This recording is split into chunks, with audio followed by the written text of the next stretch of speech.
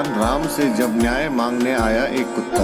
भारत में राम राज्य को सबसे न्यायपूर्ण व्यवस्था माना जाता है। जाने भगवान राम राज्य से जुड़ी एक रोचक घटना के बारे में और साथ ही राम जन्मभूमि के बारे में।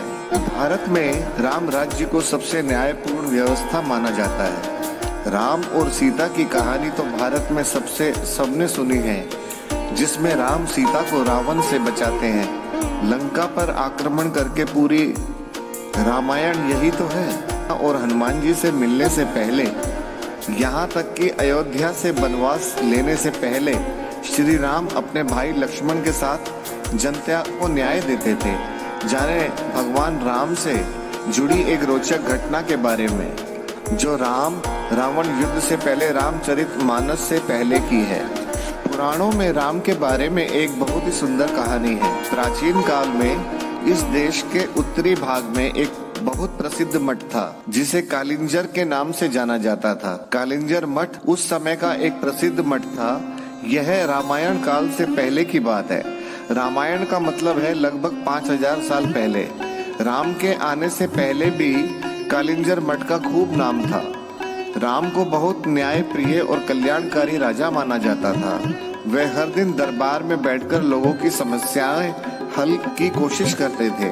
एक दिन शाम को जब दिन ढल रहा था, उन्हें दरबार की कार्रवाई समेटनी थी। जब वह सभी लोगों की समस्याएं सुन चुके थे, तो उन्होंने अपने भाई लक्ष्मण, जो उनके परम भक्त थे, से बाहर जाकर देखने को कहा कि कोई और तो इंतजार नहीं कर रहा है। लक्ष्मण ने बाहर जाकर चारों ओर देखा और वापस आकर बोले, कोई नहीं है, आज का हमारा काम अब खत्म हो गया है। राम बोले, जाकर देखो, कोई हो सकता है। ये थोड़ी अजीब बात थी। लक्ष्मण अभी अभी बाहर से देखकर आ चुके थे, मगर वह फिर से जाकर देखने के लिए कह रहे हैं। इसलिए लक्ष्मण फिर से गए, चारों ओर देखा, वहाँ कोई नहीं था। वह अंदर आने ही वाले थे कि तभी उनकी नजर एक कुत्ते पर पड़ी, जो बहुत ही उदास चेहरा लिए बैठा था और उसके सिर पर एक चोट थी। तब उन्होंने कुत्ते को देखा और उससे पूछा, क्या तुम किसी चीज का इंतजार कर रहे हो? कुत्ता बोलने लगा, हाँ, मैं राम से न्याय चाहता हूँ। तो लक्ष्मण बोले, तुम अंदर आ जाओ, और वह उसे दरबार में ले गए। कुत्ते ने आकर राम को प्रणाम किया और बोलने लगा। वह बोला, हे राम, मैं न्याय चाहता हूँ। मेरे साथ बेवजह हिंसा की गई है। मैं चुपचाप बैठा हुआ था। सर्वथा सिद्ध नाम का यह व्यक्ति आया और बिना किसी वजह के मेरे सिर पर छड़ी से वार किया। मैं तो बस चुपचाप बैठा हुआ था। मैं न्याय चाहता हूँ। राम ने तत्काल सर्वथा सिद्ध को बुलवा भेजा, जो एक भिखारी था। उसे दरबार में लाया गया। राम ने पूछा, तुम्हारी कहानी क्या है? ये कुत्ता कहता है कि तुमने बिना वजह उसे मारा। सर्वथा सिद्ध बोला, हाँ, मैं इस कुत्ते का अपराधी हूँ। मैं भूख से बौखला रहा था, मैं गुस्से में था, निराश था। ये कुत्ता मेरे रास्ते में बैठा हुआ था, इसलिए मैंने बेवजह निराशा और गुस्से से इस कुत्ते के सिर पर मार दिया। आप मुझे जो भी सजा देना चाहें दे सकते हैं। फिर राम ने ये बात अपने मंत्रियों और दरबारियों के सामने रखी और बोले, आप लोग इस भिखारी के लिए क्या सजा चाहते हैं? उन सब ने इस बारे में सोचकर कहा, एक मिनट रुकिए, ये बहुत ही पेचीदा मामला है।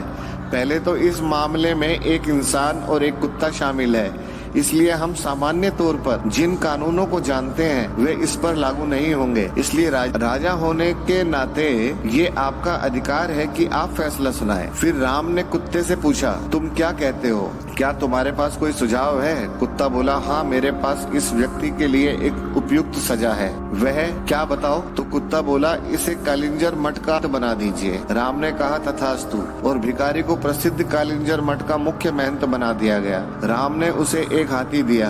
भिखारी इस सजा से बहुत प्रसन्न होते हुए हाथी पर चढ़कर खुशी खुशी मठ चला गया।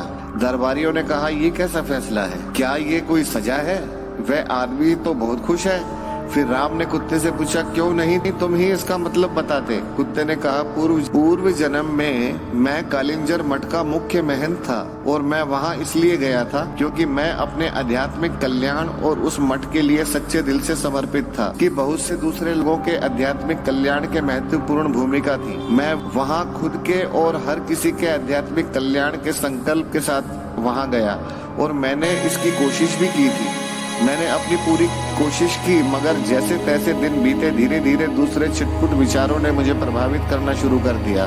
मुख्य महंत के पद के साथ आने वाले नाम और ख्याति से कहीं न कहीं मुझ पर असर डालना शुरू कर दिया था। मुझ पर असर डालना शुरू कर दिया। कई बार मैं नहीं, मेरा अहम काम करता था। कई बार लोगों का सामान्य स्वीकृति को आनंद उठाने लगता था। लोगों ने मुझे एक धर्म गुरु की तरह देखना शुरू कर दिया। अपने अंदर मैं जानता था कि मैं धर्म गुरु नहीं हूँ, मगर मैंने किसी धर्म गुरु की तरह बर्ताव करना शुरू कर दिया और उन सुविधाओं की मांग करना शुरू कर दिया जो आमतौर पर किसी धर्म गुरु को मिलनी चाहिए।